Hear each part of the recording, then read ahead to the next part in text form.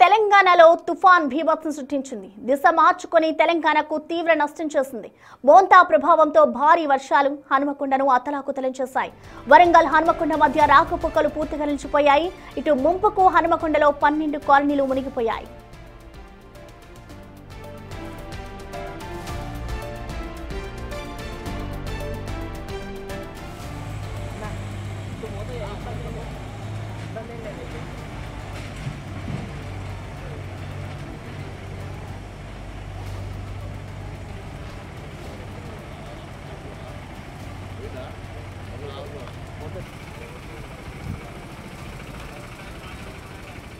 ఇక వర్షాల్లో ఇటు వరంగల్ ఏ విధంగా ఎఫెక్ట్ అయింది అనే దానికి సంబంధించిన పూర్తి డీటెయిల్స్ ని మా ప్రతినిధి వేణు మనకి లైవ్ లో అందుబాటులో ఉన్నారు. ఎస్ వేణు, మనం చూస్తున్నాం ఇటు మోంతా తుఫాన్ ఎఫెక్ట్ అంతా కూడా వరంగల్లో భారీగానే ఉంది. సో ప్రెసెంట్ అక్కడ సిచ్యువేషన్ ఏ విధంగా ఉంది, అధికారులు ఎటువంటి చర్యలు చేపడుతున్నారు వేణు?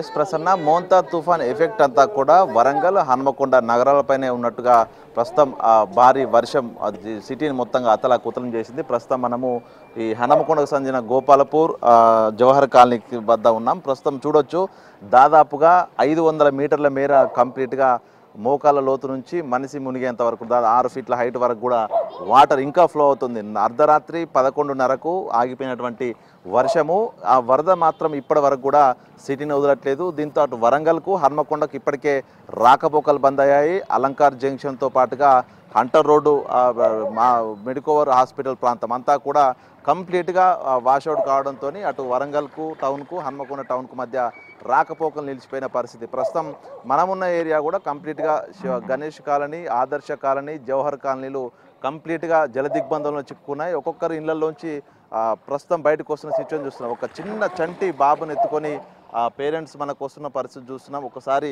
ఇంతటి దయనీయమైన పరిస్థితి గతంలో ఎన్నడూ లేని విధంగా ఈసారి హనుమకొండ వరంగల్ నగరంలో కనిపిస్తుందని చెప్పొచ్చు. ఒకసారి ఆ చంటి బాబుతో వస్తున్నాం, ఒకసారి మనం చూడొచ్చు. వాళ్ళు ఈ వరదలో బయటకు వచ్చే ప్రయత్నం చేస్తున్న పరిస్థితి. ఏమైంది అసలు? ఎక్కడ ఇల్లు మునిగిందా?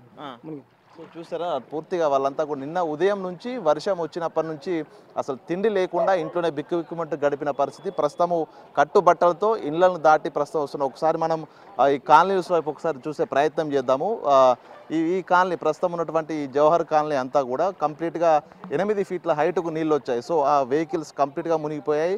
రాత్రి నుంచి ఈ వరద వెళ్తున్నా కూడా ఇంకా ఈ కాలనీల నుంచి ఈ ముంపు అయితే సమస్య తప్పే పరిస్థితి కనిపించట్లేదు. దీంతో ఇటు జవహర్ కాలనీకి గోపాలపూర్ కల్లు మండపం నుంచి ఈ జవహర్ కాలనీ కంప్లీట్గా రాకపోకలు నిలిచిపోయిన పరిస్థితి. సో ఇళ్లలోని వారిని రాత్రి దాదాపుగా 1000 మందికి పైగా అటు రెస్క్యూ చేసి ఎగువ ప్రాంతాలకు తరలించినా కూడా ఇంకా ఇళ్లలోనే ఉన్నటువంటి సిచ్యువేషన్ కనిపిస్తుంది. సో వాళ్ళంతా కూడా రెస్క్యూ చేయడానికి సిబ్బంది సరిపోకపోవడం, అర్ధరాత్రి కావడం, పూర్తిగా విద్యుత్ కూడా అంతరాయం కావడంతో రాత్రి సహాయక చర్యలు కూడా చాలా మందకొడిగా సాగిన పరిస్థితి. అయితే ఈ స్థాయి వరదను కూడా ప్రభుత్వము అధికారులు కూడా ఊహించలేని పరిస్థితి. సో దీంతో భారీ స్థాయి నష్టమే సంభవించింది, ముంపుకు గురైన పరిస్థితి. సో అసలు ఈ స్థాయి వరదను ఎందుకు వచ్చింది, అసలు స్థానికులు ఆ బాధితులు వీళ్ళంతా ముంపు బాధితులు ఒకసారి వాళ్ళతో మాట్లాడడం. అసలు ఏంటి ఎప్పుడన్నా గతంలో ఇంత వరద వచ్చిందా?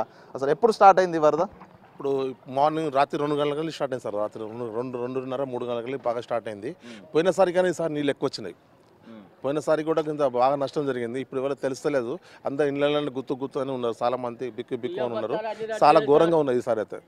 సార్ రాత్రి 2:30, 3 గంటలకి స్టార్ట్ అయింది వర్షం. ఆడ రోడ్డు జవహర్ కాలనీ కాడ రోడ్డు సంటలో నీళ్లు పోయేటి బ్రిడ్జ్ కూడా చేసింది కాబట్టి అది కిందికే ఉంది, హైట్ లేపలేదు.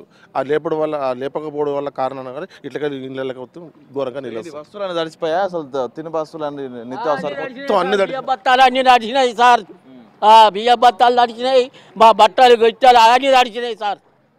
సో ఇది ప్రస్తుతం ముంపు బాధితుల పరిస్థితి చూస్తున్నాం. పూర్తిగా నిత్యావసర సరుకులన్నీ తడిసిపోయి ఇళ్ల లోపల బిక్కుబిక్కుమంటూ గడుపుతున్న పరిస్థితి. ఇక ప్రస్తుతం ఇక్కడికి ఇంకా డిఆర్ఎఫ్ బృందాలు కూడా రాబోతున్నాయి. ప్రస్తుతం దాదాపుగా 1200 నుంచి 1400 మంది ఈ కాలనీలోనే ఉన్నారు. సో వాళ్ళందరినీ కూడా తరలించే ప్రయత్నం అయితే అధికార యంత్రాంగం చేస్తుంది. అయితే అధికార యంత్రాంగం సహాయచర్యలు చేపట్టాల్సినా కూడా పూర్తిగా రోడ్లు బ్లాకేజ్ కారణంగా పూర్తిగా సహాయచర్యలు కూడా అందినంత స్థాయిలో అందే పరిస్థితి కనిపించలేదు. మొత్తానికి ఇది హన్మకొండ గోకుల్ నగర్లో ఉన్నటువంటి తాజా పరిస్థితి. Prasanna. Okay, thank you, Venu.